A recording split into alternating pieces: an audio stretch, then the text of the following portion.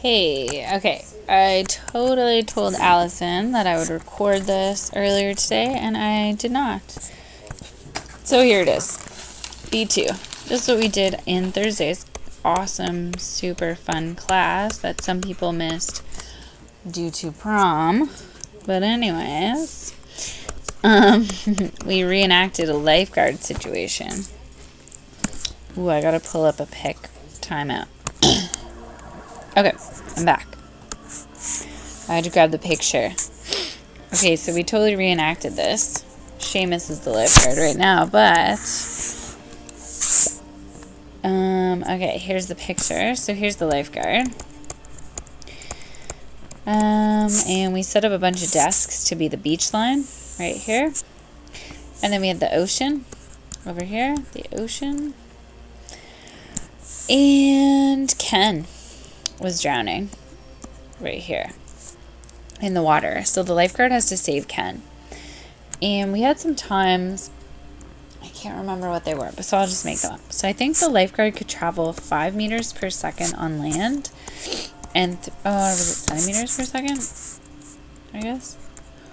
5 centimeters per second and then 3 centimeters per second in the ocean. Possibly those were the times. So the lifeguard can run faster than she can swim. So we were saying, like, what's the fastest time she can get to Ken? So would it make sense for her to just jump out of her lifeguard chair and go to Ken? Just a straight shot at Ken? Or would it make sense for her to, like, run down the deck and then take a straight line over to Ken? Or should she go a certain distance and then jump in? We don't know. So we're trying to figure out the shortest distance the lifeguard can take. So we said, okay, just pretend she jumps in here. Who knows where it actually is? That dot could move left or right. So we'll call each of these distances a certain thing. So they all add up to 450 centimeters. So we said we'd call this distance x and this distance 450 minus x. So that way the dot can move in either direction. Doesn't really matter. And so the lifeguard's going to be going along this path for sure. So they'll definitely be traveling that. So if we had to write an equation in terms of time, time is equal to distance divided by speed.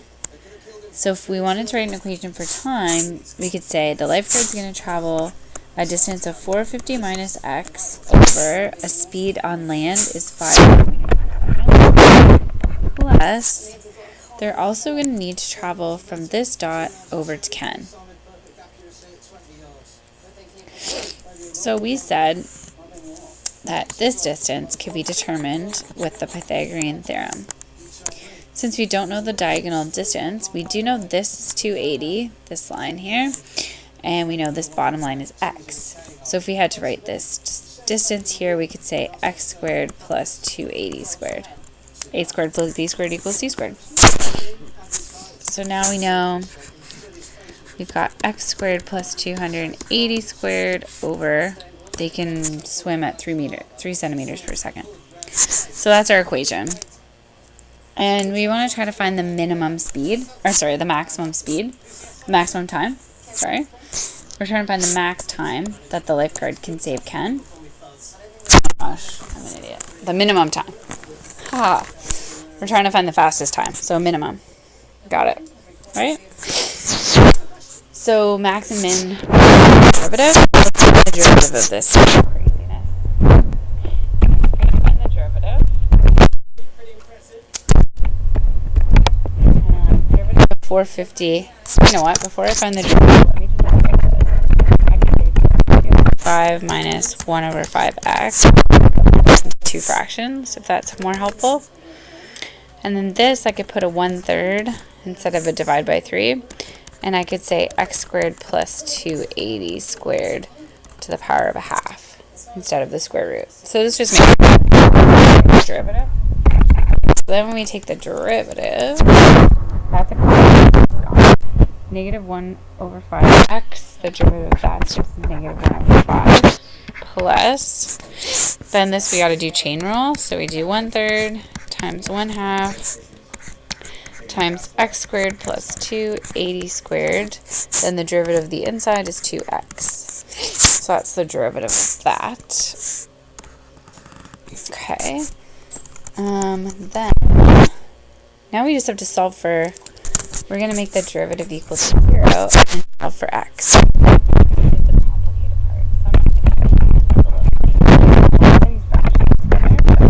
Six. Oh my gosh, I forgot to subtract 1 from my exponent. That should be negative a half. Because I had to subtract 1 from that when I did the chain rule. Okay, so I'm going to make this into a fraction. I've got 6 on the bottom, the 3 times 2. I've got this 2x on the top. And I've got this square root thing on the bottom. X squared plus 280 squared. Since it's a negative exponent, I can put it on the bottom. I could also simplify 2 over 6 to 1 over 3. Could do that. Okay, that's all I got so far. I feel like this might not be the exact question we did. I think the first 3 are different. But anyways. Okay, I'm going to move the negative 1, 5 over. So I got positive 1, 5, 1 over 5 equals x over this. X squared plus 280 squared. Cool. So now I think I'm going to cross multiply just to get rid of my fractions. So I'm going to multiply that. I got 3 x squared equals, I multiply this, I got 5x. Okay, I'm going to divide by 3 just to get rid of it. So that's gone. And then I think to get rid of my square root, I'm going to square both sides. I'm going to square that.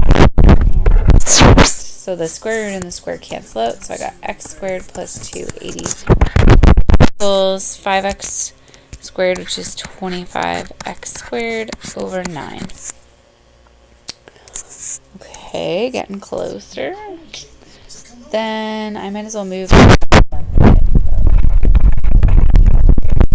What's 25 divided by 9? 25 divided by 9 is 2.7. 2.7 repeating. X squared minus x squared equals 1.7 repeating x squared by 1.7 goes away, so I got x squared. Actually, let's just do x equals square root of that. 7, which means x equals, I need a calculator for this.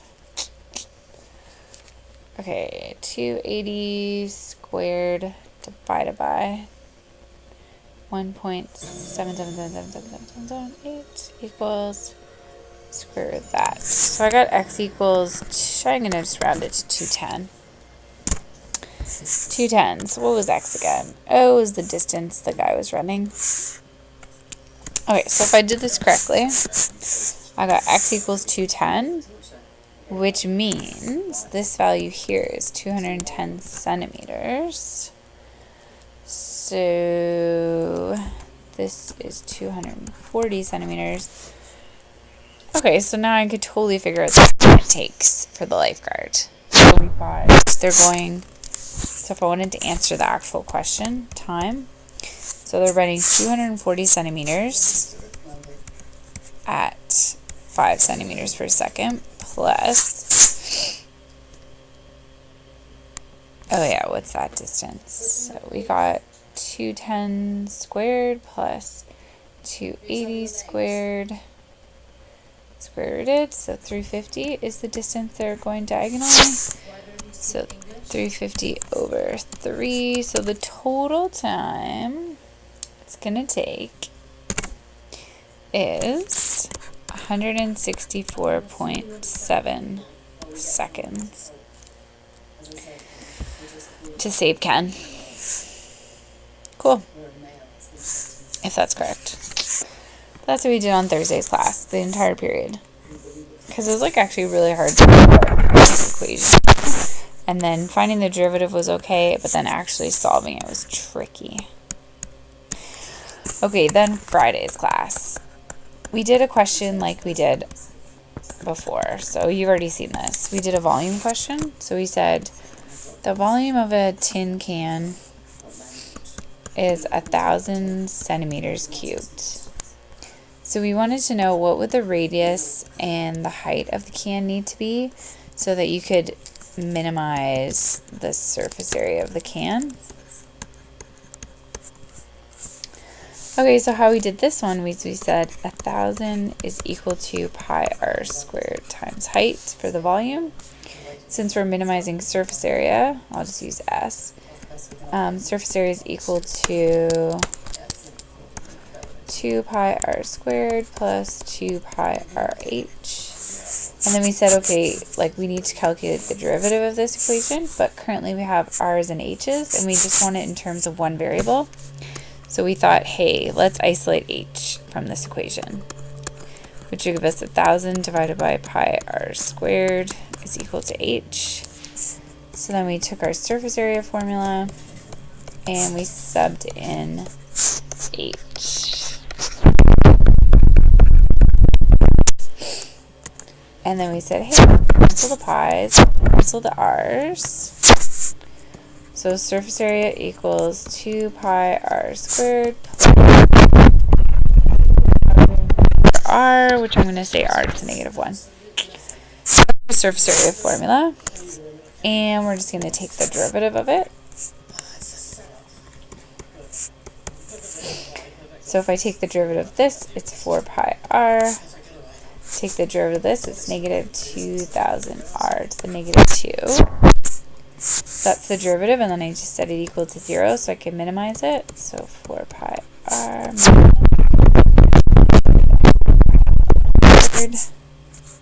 Just bring that to this side. R squared equals 4 pi r. Multiply both sides by r squared. Those cancel. So I get 2,000 equals 4 pi r cubed. Divide both sides by 4 pi. Cancel those. And then to get rid of the cubed root, I just take the cubed root of both sides. So r is equal to the cubed root of all that. Let's see what it is. 2,000 divided by excuse me, 4 times pi bracket equals 159, and then let's take the cubed root of that, which is 5.4. So we want our radius of 5.4 for our cylinder, and then we want our height to be 1,000 divided by pi r squared. So then our height is 1,000 divided by pi r squared. So our height would be, let's check, 1,000 divided by pi times r squared bracket equals 10.9. I feel like that always minimizes surface area. This is half your height. So that's interesting. Cool. So we know for our cylinder, our radius would be 5.4 and our height would be 10.9. And that would give us a volume of 1,000 centimeters cubed, and it would minimize our surface area, give us the smallest surface area possible. So that's what we did in Thursday and Friday's class if you missed due to prom. Awesome.